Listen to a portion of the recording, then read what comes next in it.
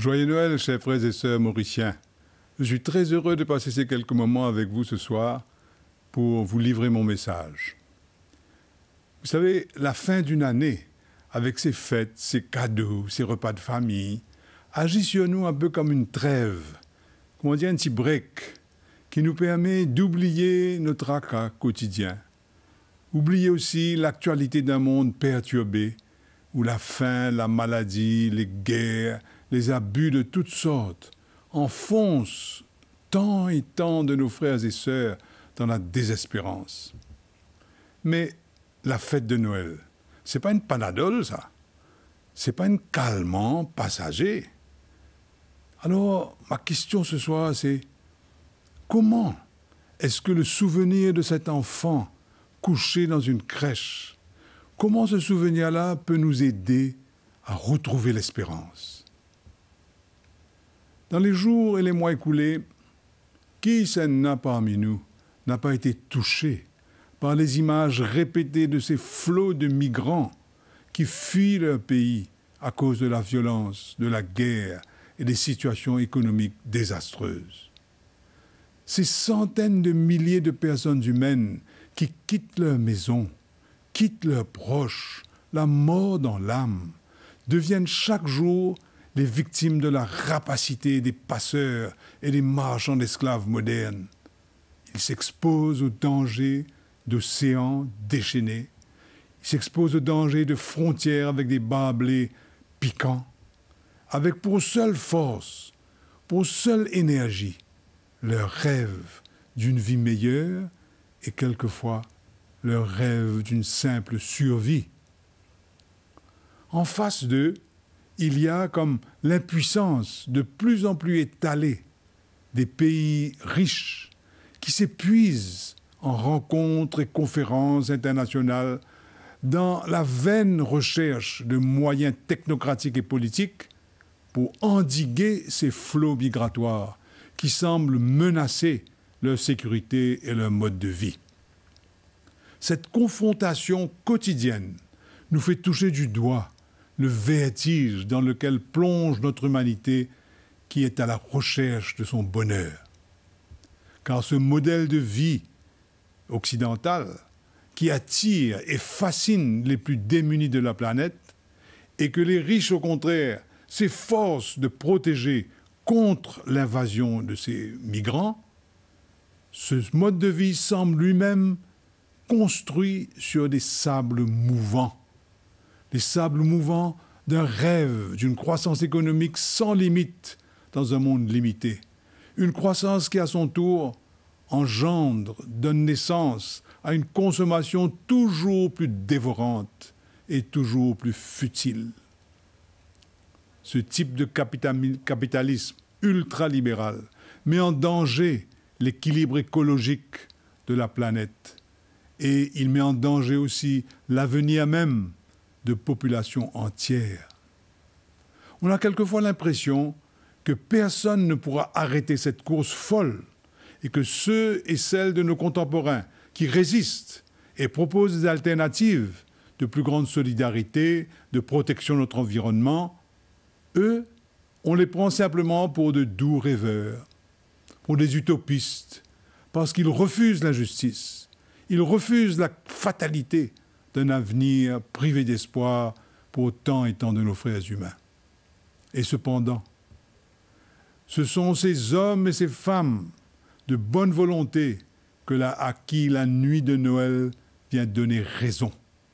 Et c'est à travers eux que Noël vient offrir une lueur d'espoir au cœur des plus démunis et des plus négligés parmi nos frères et sœurs humains. En effet, la fête de Noël nous invite à faire mémoire de ce qui s'est passé cette nuit-là. Dans une ville de Palestine, dans le creux d'un rocher, abritant des animaux, loin des agitations de la foule, un couple de migrants isolés a donné naissance à un enfant qui s'est révélé être le Fils de Dieu qui venait sur la terre. Et ils ont déposé cet enfant nouveau-né dans une mangeoire, le seul berceau qu'ils avaient pu trouver. Ainsi, dans cette grotte, sans doute plus sombre que nos horizons les plus sombres, Dieu lui-même venait sous la forme d'un petit enfant fragile et démuni. Il venait partager nos angoisses et nos souffrances. Il entrait dans l'histoire des hommes en nous offrant simplement sa présence. Une présence lumineuse qui fait jaillir une invincible espérance. Le lieu de cette rencontre entre Dieu et l'homme migrant, démuni, isolé, s'appelle Bethléem. Ce mot, Bethléem en hébreu, signifie la maison du pain. C'est comme pour nous suggérer que ce cadeau que Dieu fait en venant partager sur terre nos luttes et nos souffrances n'est pas un simple Panadol ou l'une de ces drogues qui nous endorment, qui nous font rêver et oublier un instant le poids de nos problèmes sur nos épaules ou le stress du désespoir dans nos cœurs. Bien au contraire, le Fils de Dieu a commencé sa mission sur la terre en reposant dans une mangeoire, comme pour nous dire que sa présence à nos côtés, son amitié tranquille, serait pour nous une nourriture qui donne une force, un courage pour affronter nos responsabilités, qui nous donne aussi une joie, qui nous remet debout et nous relance sur la route de la solidarité. Ce même Jésus qui a commencé sa vie dans une mangeoire l'a terminé en se donnant comme pain de vie, comme nourriture pour la route, sur la table de nos Eucharisties. Oui, sa présence à nos côtés, son amitié, sa miséricorde sont pour nous la nourriture qui redonne vie et nous empêche de sombrer dans le désespoir. Alors, en cette nuit de Noël, bienheureux tous ceux et celles qui, refusant de baisser les bras, se nourrissent de cette espérance qui nous est donnée et continuent à s'engager généreusement, seuls ou avec d'autres, dans les ONG, dans les associations caritatives, dans les services d'église, dans les structures étatiques ou para-étatiques, chez nous comme dans d'autres pays.